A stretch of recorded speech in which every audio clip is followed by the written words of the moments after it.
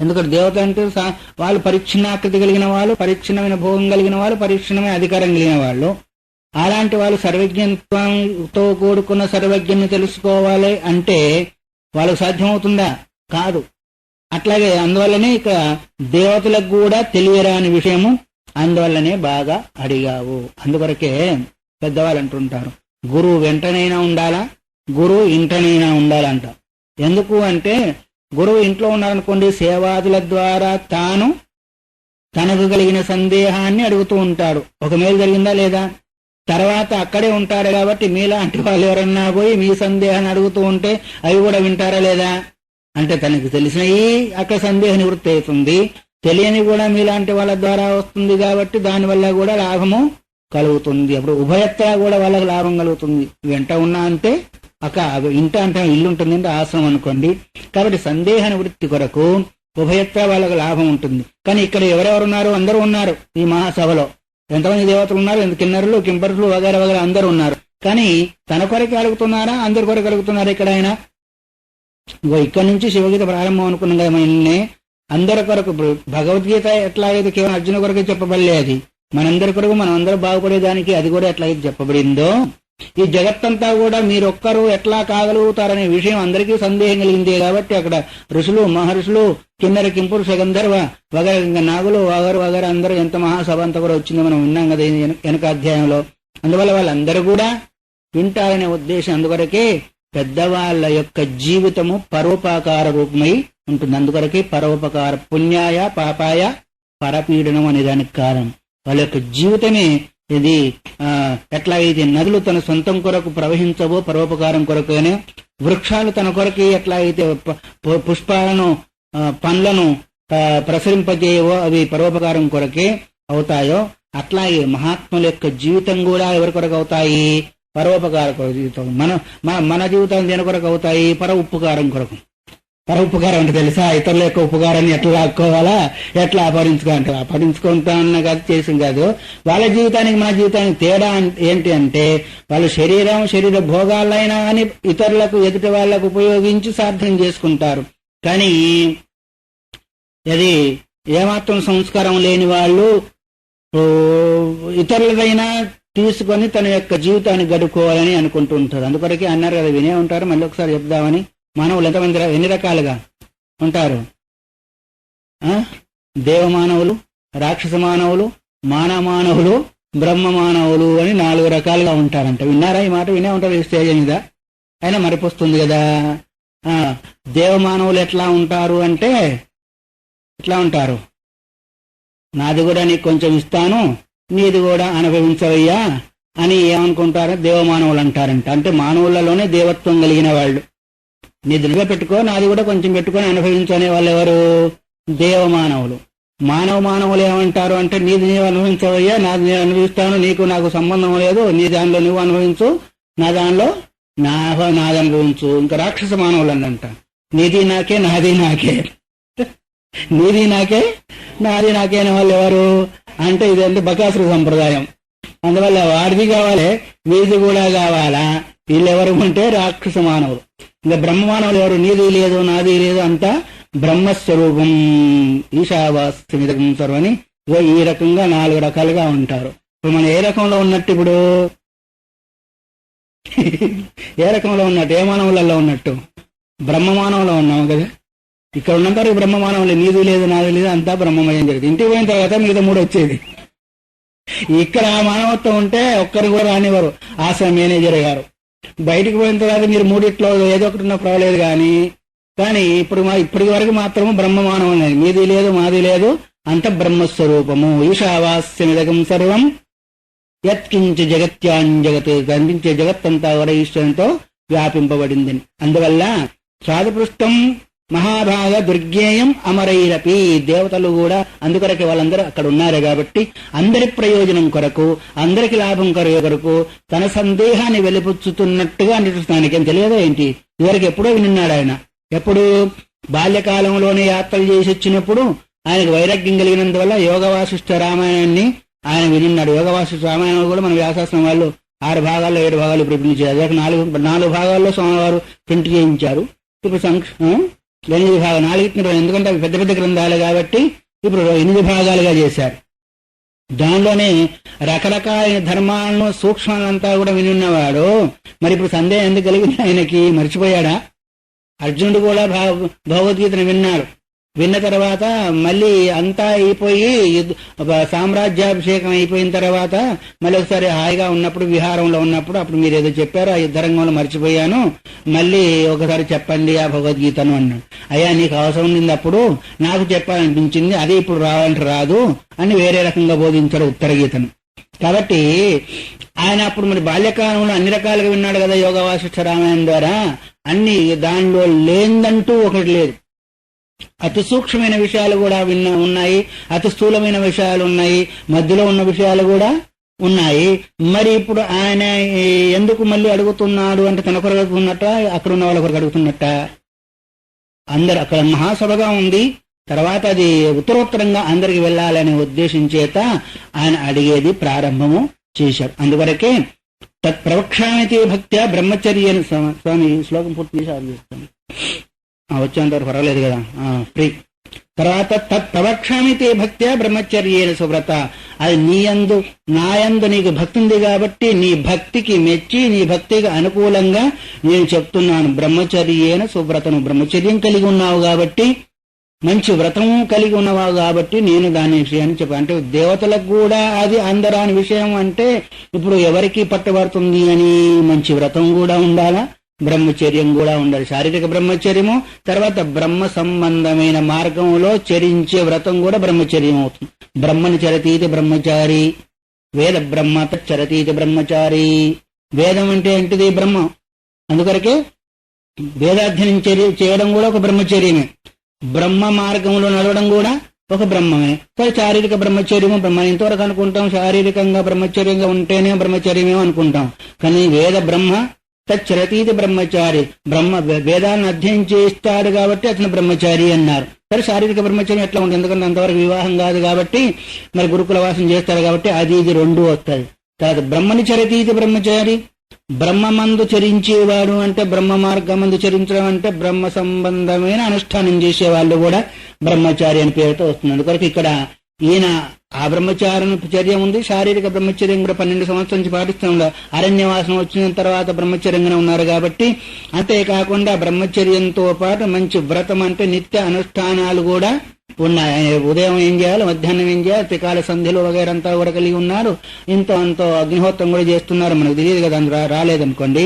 కాబట్టి తే భక్త్యా బ్రహ్మచర్యేన సువ్రత పవక్ష్యామి. భక్తి, బ్రహ్మచర్యము, మంచి వ్రతము, ఈ 3 ఉన్నాయి కాబట్టి అందువల్ల నేను చెప్తున్నాను. ఇవన్నీ మనకు ఉండాలా వద్దా? ఏదో రకమైన బ్రహ్మచర్యము ఉండాలా, మంచి వ్రతము ఉండాలా, భగవంతుని యందు భక్తి కూడా ఉండాలి. ఈ 3 ఎవరికైతే ఉంటాయో వారికి సాధ్యము కానిది అంటూ ఈ లోకంలో ఏది ఉండదు, ఉండబోదు. పరమార్థ తత్వం సైతం సాధనత ఉంటే ఇక ఈ చిన్న చిన్న ప్రపంచాల యొక్క స్థితిని మనం ఏం చెప్పగలుగుతాము?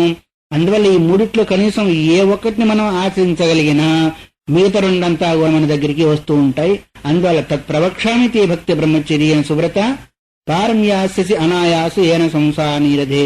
అనాయాసంగా ఏ కష్టం లేకుండా సంసారం అనే సముద్రాన్ని దాటుతావో ఆ విషయాన్నంతా కూడా నేను బోధించవా. అంటే సంసారం అనే సముద్రాన్ని దాటడానికి భక్తి ఉండాలి, బ్రహ్మచర్యం ఉండాలి, మంచి అనుష్ఠానం ఉండాలి. నా అనుష్ఠానాత్ పరం తపః స్వామి వారు అన్నారు.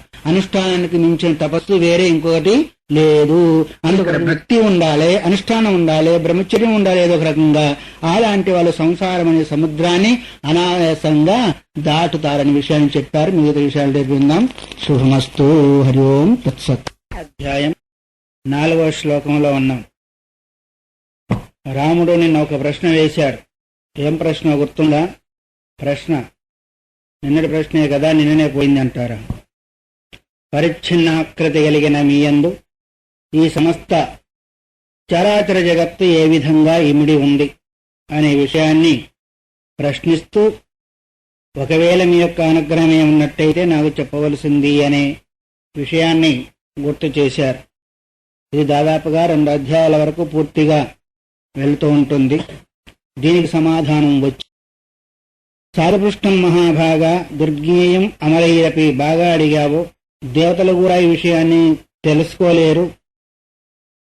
అందువల్ల నీవు భక్తి బ్రహ్మచర్యము మంచి వ్రతం కలిగి ఉన్నావు కాబట్టి చెప్పబోతున్నాను. ఆ జ్ఞానం చేత ఈ సంసారమనే సముద్రాన్ని అనాయాసంగా దాటుతావు అని చెప్పి ముందుకు వెళుతూ ఉన్నారు. దృశ్యంతే పంచభూతాని ఏకలోకా చతుర్దశ సముద్రా సరితా దేవ రాక్షస ఋషయస్తథా దృశ్యంతే యాని చాన్యాని స్థావరాని చరాని చ గంధర్వ ప్రమథా నాగా సర్వే తే మద్విభూతయః. దృశ్యంతే చూడబడుతూ ఉన్నాయి పంచభూతాలు. ఆకాశము, వాయువు, అగ్ని, జలము, పృథివీ అనే పంచభూతాలు. ఏచ లోకాశ్చతుర్దశ పంచభూతాలతో తయారైన 14 భువనాలు. భూర్భువస్వాది 7 లోకాలు పైవి, అతలవితలాది 7 లోకాలు, కిందివి 14 లోకాలు అన్నారు. ఈ 14 లోకాలలో కూడా మెటీరియల్ ఎంత? 5 ఆ 5తేనే మొత్తం లోకాలన్నీ కూడా తయారైపోయినాయి. కొంచెం ఎక్కువ తక్కువ ఉంటుంది. వైశేషాత్ తద్వాద అని బ్రహ్మసూత్రంలో ఒక సూత్రం ఉంది. ఏదేది విశేషంగా ఉంటుందో దానికి గురించి ఆ వ్యవహారం జరుగుతూ ఉంటుంది. పార్థివ శరీరం అని ఎందుకు వచ్చేసింది మన శరీరానికి అంటే పృథివీ తత్వము 5 తత్వాల కంటే కూడా ఎక్కువగా ఉంటుంది కాబట్టి పార్థివ శరీరం అని ఈ శరీరానికి. వరుణలోకం ఉండేవి జలీయ శరీరాలు, జలం ఎక్కువగా ఉంటుంది కాబట్టి జలీయ శరీరాలు అన్నారు. అలాగే చిదంబరంలో ఏ దేవుడున్నాడు? చిదంబరేశ్వరుడు. అక్కడ ఏంటిది? ఆకాశలింగమే అంటారు కదా. అంటే అక్కడ ఆకాశమే లింగంగా కలిగిన వాడు అంటే అక్కడ అవకాశము తప్ప ఇంకా వేరే మనకు అక్కడ భగవంతుని యొక్క స్వరూపం కనిపించదు అని అంటారు. అట్లాగే కాళహస్తిలో ఉందేం లింగము? వాయులింగం, అగ్నిలింగము, పృథివీలింగం. ఈ విధంగా లింగాల్లో కూడా మనకు 5 రకాలుగా కనిపిస్తూ ఉంటుంది. కాబట్టి ఆయా లోకాల్లో కొన్ని లోకాల్లో వాయువీ శరీరాలు కూడా ఉంటాయి. వాయువీ శరీరాలేంటి? దయ్యాలు భూతాలు అంటారే, అవి వాయువీ శరీరాలని. వాయువు సోకింది అంటారు, అది వాయువే శరీరంగా కలిగింది. గాలి సోకిందని వ్యవహారము వింటూనే ఉంటాం. కాబట్టి వాయువు ఎక్కువగా ఉన్నందువల్ల వాయువీ శరీరాలు, పృథివీ ఎక్కువ ఉన్నందువల్ల పార్థివ శరీరము, జలం ఎక్కువ ఉన్నందువల్ల జలీయ శరీరము. ఇట్లాగా ఆయా తత్వాన్ని బట్టి ఆ వ్యవహారం ఎక్కువగా జరుగుతుంటుంది. ఎట్లాగూ అంటే ఛత్రినోయాంతి అనే వ్యవహారం వలె సంస్కృతంలో ఇది ప్రసిద్ధమైన నానుడి ఛత్రినోయాంతి. కొంతమంది ఒక 10-20 మంది వెళ్తున్నారు అనుకోండి. వెళుతూ ఉంటే ఒక 15-20 మంది దగ్గర గొడుగులు ఉన్నాయి, గొడుగులు పట్టుకొని వెళుతూ ఉన్నారు. అందరూ 4-5కి లేదు అనుకోండి. ఆ గొడుగు పట్టుకున్న వాళ్ళందరూ ఎక్కడికి వెళ్తున్నారు అంటామా లేదా? అంటాం. అందరూ లేని వాళ్ళు కూడా ఉన్నారా లేదా? అయినప్పటికీ గొడుగు పట్టుకున్న వాళ్ళు ఎందుకు వెళ్తున్నారు అని అడుగుతామా? అడగం. అందరికీ లేవు కదండి గొడుగులు అంటే ఎక్కువ మందికి ఉన్నాయి కాబట్టి అక్కడ గొడుగులు పట్టుకున్న వాళ్ళు ఎక్కడికి వెళ్తున్నారు అనే భావన మనకి వస్తుంది. కాబట్టి అట్లాగే అనుకోండి, ఒక దగ్గర గుంపుగా కూర్చున్నారు, ఎక్కువ మంది స్త్రీలు ఉన్నారు, ఒక 4-5 పురుషులు ఉన్నారు. అక్కడ అమ్మగారులందరూ ఏం చేస్తున్నారు అడుగుతారా? వాళ్ళందరూ ఏం చేస్తున్నారు అంటారా? అమ్మగారులందరూ ఏం చేస్తారు? అట్లాగే పురుషులు ఎక్కడ కూర్చున్నారు అనుకోండి, 2-3 అమ్మగారులు అక్కడ పురుషులందరూ కూర్చుండి ఏం చేస్తున్నారనే వ్యవహారము జరుగుతుంది. కాబట్టి ఏది ఎక్కువ సంఖ్య ఉంటుందో, తత్వం ఉంటుందో దాన్ని బట్టి వ్యవహారం. అందుకొరకే వైశేష తద్వాద అని సూత్రం. ఏది విశేషంగా ఉంటుందో అదే వ్యవహారంగా జరుగుతుంటుంది. కాబట్టి ఇటు నుంచి ఊర్ధ్వలోకాలు 7, తర్వాత అధోలోకాలు 7. మధ్యలో ఎవరు ఉన్నాము? మనమున్న అంటే మనుష్య రూపంలో ఉన్న వాళ్ళందరూ కూడా ఈ మధ్యలో ఉన్నారు. అందుకని భువః సువః మహా జనః తపః సత్యః జనః సత్యలోకం వరకు. సత్యలోకంలో ఎవరు ఉంటారు అంటే బ్రహ్మదేవుడు ఉంటారు అని మనకు పురాణాలు చెప్తున్నాం. చూసిన వాళ్ళంటే చూడొచ్చు అనుకుని ఋషుల మహర్షులంతా కూడా మనం శాస్త్రాన్ని నమ్మాల. అట్లాగే అతల వితల సుతల రసాతల తలాతల మహాతల పాతాల లోకం వరకు కూడా అధోలోకాలు అన్నారు. అంటే ఇక మన మధ్యలో ఉన్నాం కాబట్టి మధ్య అంటే అర్థమేమి? గోడ అనేది పిల్లిలాగా మనం ఉన్నాం. ఏట దూకాలనుకుంటే అటు గోడ మీద పిల్లింది, ఈ వైపు దూకొచ్చు, ఆ వైపు దూకొచ్చు, ఎడమవైపు దూకొచ్చు, కుడివైపు దూకొచ్చు. అట్లాగే మనం మధ్యలో ఉన్నాం కాబట్టి పైకి వెళ్ళాలనుకుంటే పైకి వెళ్ళవచ్చు, కిందికి వెళ్ళాలనుకుంటే కిందికి వెళ్ళవచ్చు. దేనివల్ల? వాళ్ళు చేసుకున్న కర్మ యొక్క ఫలానుసారంగా ఊర్ధ్వం గచ్చంతి సత్వస్థ అధో గచ్చంతి తామసాహ అన్నారు. మధ్య తిష్టంతి రాజసాహ. మనం మధ్యలో ఉన్నాం కాబట్టి రజోగుణం కలిగిన వాళ్ళము. రజో రాగాత్మకం విద్ధి తృష్ణాసంగ సముద్భవం. రజోగుణము రాగాత్మకమైంది కాబట్టి క్రియ జరుగుతుంది. ఆ క్రియ వల్ల ఏదైతే ఉందో పుణ్య పాప ఫలితాలన్నీ జరుగుతాయి కాబట్టి పుణ్య ఫలితం చేతనం ఊర్ధ్వలోకాలు, పాప ఫలితం చేతనము అధోలోకాలు అనే విషయాన్ని మనం గుర్తు చేసుకుంటాం. కాబట్టి పంచభూతాలు లోకాశ్చతుర్దశ, పంచభూతాలతో తయారైన 14 లోకాలు. ఆ లోకాల్లో ఉండే సముద్రాలు ఎన్ని సముద్రాలు? 7 సముద్రాలు అనుకోండి. సరిత అంటే నదులు, దేవ అంటే దేవతలు, రాక్షస ఋషయస్తథా రాక్షసులు ఋషులు. తర్వాత దృశ్యంతే యాని చాన్యాని స్థావరాని చరాని, వీళ్ళే కాకుండా ఇవే కాకుండా ఈ 14 లోకాలలో స్థావర రూపంగా జంగమ రూపంగా ఏ ఏ వస్తువులైతే చూడబడుతున్నాయో అంటే యత్కించిత్ జగత్యాన్ జగత్తు, ఈ కనిపించే జగత్తులో ఏ ఏ వస్తువులైతే కనిపిస్తున్నాయో అంతేకాకుండా గంధర్వ ప్రమథ నాగ సర్వేతే గంధర్వులు, ప్రమథగణాలు, సర్పాలు సమస్తము నా యొక్క విభూతే. విభూతి అంటే అర్థం ఏంటి? ఐశ్వర్యము. ఐశ్వర్యం అంటే దేన్ని ఐశ్వర్యం అంటాం మనము? బాగా ఐశ్వర్యవంతుడయ్యా అంటాం అనుకోండి, లోకంలో వ్యవహారంలో అనుకుంటాం. ఐశ్వర్యం అంటే అర్థమేమి? బాగా డబ్బు ఉంటేనే ఐశ్వర్యమా? పోనీ బాగా దుఃఖున్నట్టు 100 మంది సంతానం ఉంటే ఐశ్వర్యమా? లేదు ఇంకా భూములుంటే ఐశ్వర్యమా? లేదు పెద్ద పెద్ద బిల్డింగులు ఉంటే ఐశ్వర్యమా? లేదో 1-2 కిలోల బంగారం ఉంటే ఐశ్వర్యమా? అన్నీ కలిస్తే ఐశ్వర్యం అవుతుంది. అన్నీ కలిసి కూడా ఐశ్వర్యం. ఐశ్వర్యం అంటే అర్థం ఈశ్వరత్వ భావన. ఐశ్వర్యం అంటే ఒక దాన్ని యందు శాసించే శక్తి దేనిపైన మనకుందో అదంతా కూడా ఐశ్వర్యము అన్నారు. కాబట్టి ఐశ్వర్యం అంటే మనం అన్ని కలిస్తే ఐశ్వర్యం అన్నా లేదా? ఇల్లు, బంగారము, పశువులు, గుర్రాలు, మేకలు, ఇంకా ఏనుగులు వగైరా వగైరా ఏవేవి మనకు ఉన్నాయి. మనకు అవన్నీ లేవనుకోండి, మేకలు గీకలంతా కూడా. ఆ గుర్రాలు లేవు, ఏనుగులు లేవు, ఉండే వాళ్ళకు ఉన్నాయా లేవా? ఉన్నాయి. ఇంకా చెప్పాలంటే పరిజనము, దాసీజనము, ఇంకా భూములు, బిల్డింగులు ఇవన్నీ కలిస్తే ఐశ్వర్యం కిందకు వస్తుంది. కేవలం ఒక డబ్బు బంగారమే ఐశ్వర్యము కాదు. అయితే ఇప్పుడు మనం లెక్క పెట్టినవన్నీ కూడా పేర్లు వేరుగా ఉన్నాయి, రూపాలుగా ఉన్నాయి, వాటి ప్రయోజనం వేరువేరుగా ఉందా లేదా? వింటున్నారా? వాటి పేర్లు వేరు, వాటి రూపము వేరు, వాటి ప్రయోజనము వేరు, వాటి స్థితిగతులు వేరు. ఎట్లాగా అన్నిటిని కలిపి మనం ఐశ్వర్యం అన్నామో అట్లాగే భగవంతునికి ఇదంతా కూడా ఐశ్వర్యం. ఏమేమన్నాడు? సముద్రాలు, దేవతలు, నదులు, రాక్షసులు, ఋషులు, తర్వాత గంధర్వులు, ప్రమథగణాలు, నాగసర్పాలు ఇవన్నీ వేరువేరుగా ఉన్నాయా? ఒకటిగా ఉన్నాయా? మనకు వేరువేరుగా ఉన్నప్పటికీ అంతా కూడా ఐశ్వర్యం కిందకే ఎట్లాగైతే మనం పరిగణన చేసుకుంటున్నామో, చెట్టు గుట్ట పుట్ట మనుషులు పిల్లి కుక్క నక్క గంధర్వులు వగైరా వగైరా వేరుగా కనిపించినప్పటికీ, రూపాలు నామాలు ప్రయోజనాలు వేరైనప్పటికీ అదంతా కూడా భగవంతుని యొక్క ఐశ్వర్యము విభూతి అన్నారు. అంటే అర్థమేమి? నాకంటే భిన్నంగా ఈ ప్రపంచం లేదు. ఒక మాటలో చెప్పొచ్చా? అది మత్తః పరతరం నా అన్యతి కించిదస్తి. నాకంటే భిన్నంగా లేదంటే నా యొక్క ఐశ్వర్యం అంటే నా యొక్క స్వరూపమే అని ఈ విధంగా సంక్షేపంగా చెప్పాడు. దానికి ఒక ఆఖ్యాయికని చెప్తూ ఉన్నాడు. చిన్నపిల్లలకి ఎట్లాగైతే ఒక వస్తువును బోధించాలంటే అనగా ఒక రాజు, ఆ రాజుగారి ఇంట్లో ఫలానా ఎట్లయితే బోధిస్తామో ఆయనకు కూడా ఒక కథ చెప్తా ఉన్నాడు. ఏంటది? పురా బ్రహ్మాదయో దేవ ద్రష్టు కామాకృతిం నందరం ప్రయో సర్వే మమ ప్రియతరం గిరిం తాన్ దృష్టాధమయా దేవాన్ లీలాకులతేజసా తేషామపరతం జ్ఞానం బ్రహ్మాదీనాం దివౌకసం. పురా అంటే ఒక్కసారి పూర్వకాలంలో బ్రహ్మాది దేవతలందరూ కూడా నన్ను దర్శించాలనే ఉద్దేశం చేత, నా యొక్క ఆకారాన్ని దర్శించాలనే ఉద్దేశం చేత మందర పర్వతానికి వచ్చారు. మందర పర్వతం అంటే ఏంటిది? మందర పర్వతం అంటే మమ ప్రియతరంగిరం.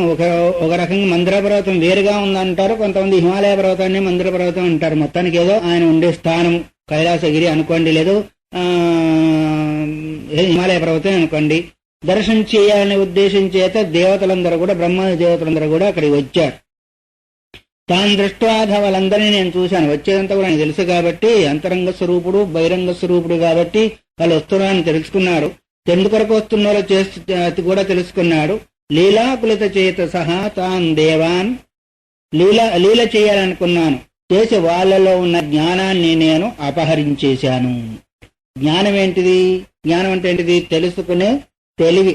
ఒక వస్తువును తెలుసుకునే తెలివిని జ్ఞానం అంటే. జ్ఞాయతే అనేన ఇటు జ్ఞానం. ఒక పదం చేత కావచ్చు, ఒక దేనితోనైనా కావచ్చు గాక, దేన్నైతే ఒక వస్తువును తెలుసుకుంటామో దాన్నే అన్నాం. ఇది మైకు అని తెలుసుకున్నాము. మైకు సంబంధమైన జ్ఞానము, పుస్తకమైన తెలుసుకున్నాము, పుస్తక సంబంధమైన జ్ఞానం, దేని ద్వారా ఒక వస్తువును తెలుసుకుంటామో అదే జ్ఞానము. సరే, బ్రహ్మను తెలుసుకున్నాం కాబట్టి బ్రహ్మజ్ఞానం అయింది, అంతే కదా. వస్తువును తెలుసుకున్నాం కాబట్టి వస్తు జ్ఞానం అయింది, బ్రహ్మను తెలుసుకున్నాం కాబట్టి బ్రహ్మజ్ఞానం అయింది. అందువల్ల పరమాత్మను తెలుసుకునే జ్ఞానాన్ని అపహరించుకున్న వాళ్ళు, తెలుసుకోవాలి చూడాలని ఉద్దేశించి వచ్చారు కాబట్టి లోపల వాళ్ళ జ్ఞానాన్ని అపహరించేసేశాడు. అదతే అపహృత జ్ఞాన మామా ఉక్కో భవానిది. జ్ఞానం ఎప్పుడైతే అపహరింపబడిందో మిగిలింది ఏంటిది? ఏంటి మిగిలింది? అజ్ఞానం కదా. మీరు ఉన్నాయి రెండే జ్ఞానము, అజ్ఞానం. ఎవరో కావాలన్నాడంట, ఒక గురువు గారి దగ్గరికి వెళ్ళి నాకు జ్ఞానం, నాకు ఏదైనా బోధించండి అన్నాడంట. అంటే జ్ఞానం కావాలా అజ్ఞానం కావాలని అడిగాడంట. వాళ్ళు లెక్క పెట్టాడు, జ్ఞానము 3, ఆ జ్ఞానం నాకు పెద్దదే కావాలని అంటావు. ఎవరికైనా ఏదైనా కావాలంటే పెద్దదే కావాలంటారు కదా, చిన్నది ఎందుకులే, పెద్ద అయితే బాగా ప్రయోజనం అవుతుందని. అజ్ఞానంలో 4 అక్షరాలు ఉన్నాయి, జ్ఞానంలో 3 అక్షరాలు. పెద్దదే కావాలంటే ఏమైంది? అజ్ఞానం కావాలన్నారు. అట్లాగే ఇక్కడ జ్ఞానాన్ని అపహరించిన తర్వాత మిగిలింది ఏంటిది? అజ్ఞానం. రెండే తప్ప ప్రజలు మూడోది లేదు కదా, జ్ఞానము లేకపోతే అజ్ఞానము. జ్ఞానాజ్ఞానం ఉండేదానికి లేదు ఒకేసారి. అయితే జ్ఞానమైనా ఉంటుంది, లేకపోతే అజ్ఞానమైనా ఉంటుంది, కానీ జ్ఞానాజ్ఞానం ఉండేదానికి వీలేదు. అందువల్ల ఒక జ్ఞానం ఎప్పుడైతే అపహరించాడో మిగిలింది అజ్ఞానం. కాబట్టి వాళ్ళు అడిగారు, ఏంటిది? అధతే అపహృత జ్ఞానా మామాహు కో భవానితి. నా దగ్గరికి వచ్చారు, జ్ఞానాన్ని అపహరించాను కాబట్టి మీరెవరు అని నన్నే అడిగారు. మీరెవరు అని నన్నే అడిగారు. ఫారెన్ నుంచి ఒక అమ్మగారు రమణాశ్రమానికి వెళ్ళాలనుకున్నారంట.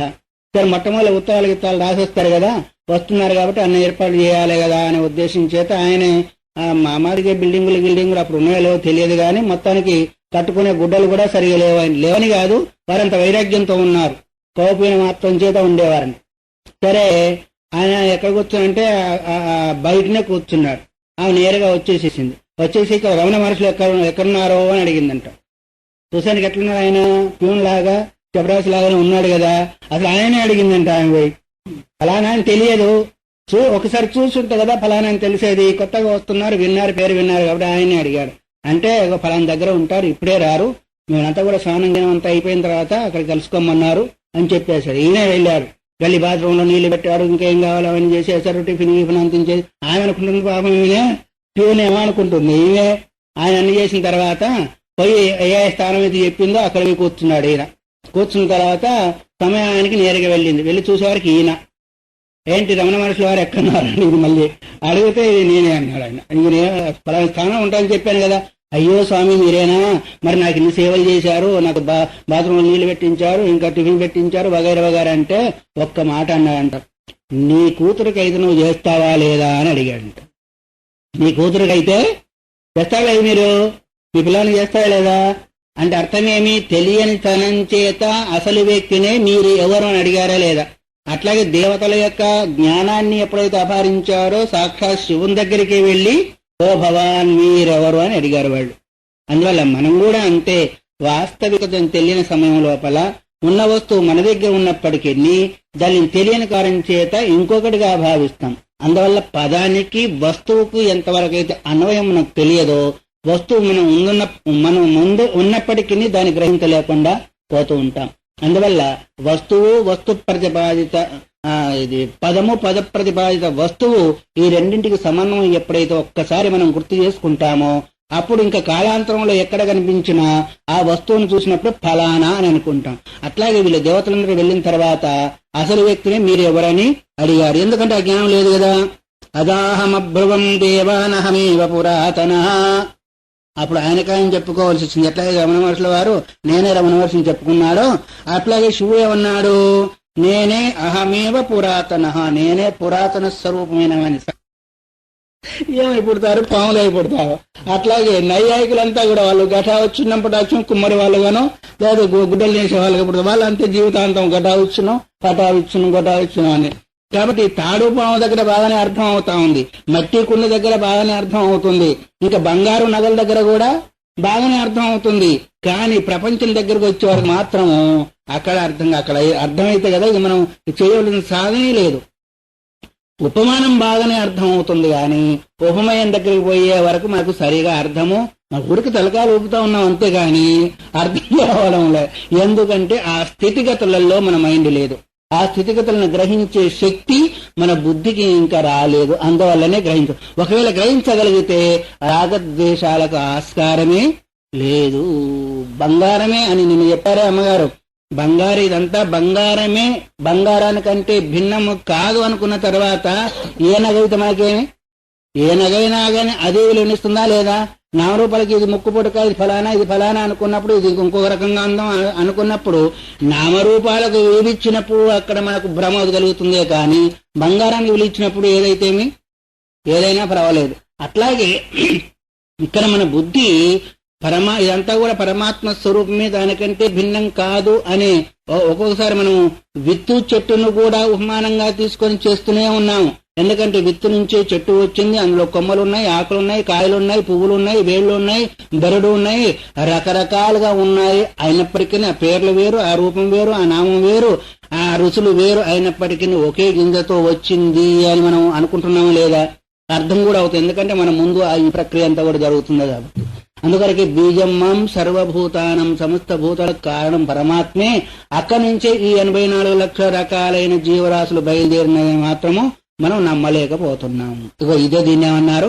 భ్రమ లేదా మాయా అన్నారు. ఎందుకు మాయా దురత్త ఒకవేళ తెలుసుకున్నట్టయితే ఇంకా రాగద్వేషాలకు ఆస్కారమే లేదు. అందుకొరకే బ్రహ్మజ్ఞాని అని ఎవరైతే పలుకుతూ ఉంటారో, యస్య మతం తస్య మతం, ఎవరైతే నాకు తెలిసిన అంటారో వాళ్ళకి తెలియదని కేనోపనిషత్తు. ఎవరైతే నాకు తెలియలేదంటారో వాళ్ళే తెలిసిన వాళ్ళు. ఎందుకంటే తెలిసిన వాడు తెలిసినట్టుగానే ఉంటాడు కానీ వాడి బయట చెప్పుకోడు. అందుకొరకే ఆ విధంగా చెప్పే వాళ్ళకు గీటు రాయి ఏంటిది, అవునా కాదా, ఆయన బ్రహ్మజ్ఞానం అవునా కాదని దాని గీటు రాయి ఏంటిది? మనకు భగవద్గీత 2వ అధ్యాయంలో స్థితప్రజ్ఞ లక్షణాలు, విహాయ కామాన్ యస్ సర్వాన్ పుమాంసరతి నిస్పృహ నిర్మమో నిరహంకార ప్రశాంతి. ఈ శ్లోకానికి అనుగుణంగా వాళ్ళు ఉన్నారా లేదా జురాస్ చూసుకో.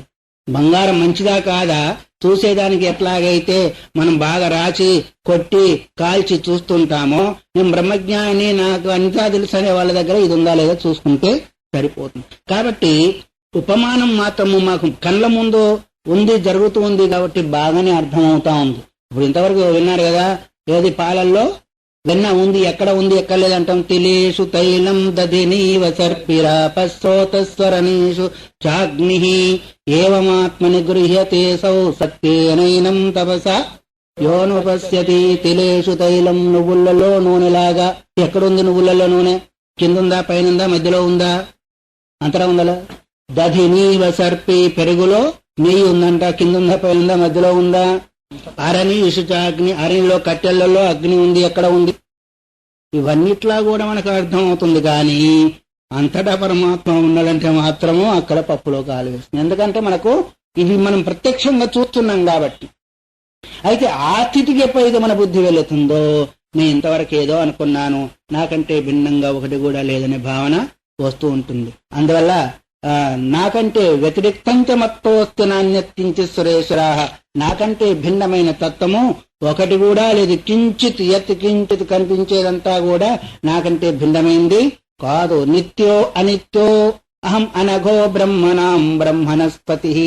నిత్య స్వరూపము నేనే, అనిత్య స్వరూపము నేనే. రెండెట్లా అవుతారు? అయితే నిత్యమైనా కావాలా, అయితే అనిత్యమైనా కావాలా? నిత్య స్వరూపము నేనే, అనిత్య స్వరూపము నేనే అంటే ఎట్లా అన్వయం చేసుకుంటారు చెప్పండి? విన్నారు కదా, ఇదంతా కూడా మాయ కాదు, మీ అయ్య కాదు. కానీ అది ఉపాధిని బట్టి అనిత్య స్వరూపము, ఉపాధి రహితాన్ని బట్టి నిత్య స్వరూపము. అందువల్ల ఉపాధి నా యొక్క స్వరూపము, ఎందుకంటే నాకంటే భిన్నంగా నేనే ఆధారము కాబట్టి ఉపాధి రహితము నా యొక్క స్వరూపమే. అందువల్ల నిత్యుణ్ణి ఒక రూపంలో, అనిత్యుణ్ణి ఒక రూపంలో అలా అన్వయం చేసుకోకుంటే ఈ శ్లోకము వ్యర్థమైపోతుంది. కాబట్టి ఉపాధి రహితంగా నేను నిత్యుణ్ణి, అనిత్య రూపం కనిపించే ఈ ప్రపంచం అంతా కూడా అనిత్యం అనుకున్నాంలే, అనిత్యం అసుఖం లోకం ఇమం ప్రాప్య భజస్తున్నాం అంటే ఏదేది పుడుతుందో అదంతా కూడా యద్దద్ కృతకం తత్ అనిత్యం, యద్దద్ దృశ్యం. కానీ ఇక్కడ నీ ప్రశ్న ఏదైతే ఉందో అది చాలా చక్కని ప్రశ్న. అందువల్ల దుర్జ్ఞేయం అమరైరపి, అమరులంటే ఎవరు? దేవతలు. దేవతలకు కూడా తెలియరాని విషయం అది. ఎందుకంటే దేవత అంటే వాళ్ళు పరిచ్ఛిన్నాకృతి కలిగిన వాళ్ళు,